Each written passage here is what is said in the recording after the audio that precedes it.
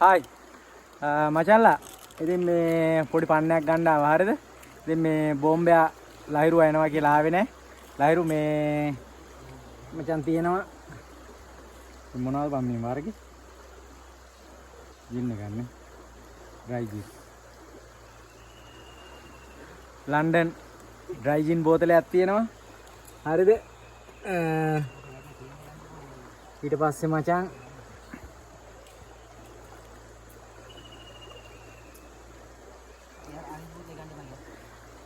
black receive එකක් තියෙනවා හරියද 33.5යි මචං මේකේ සැර අරක් ගන්න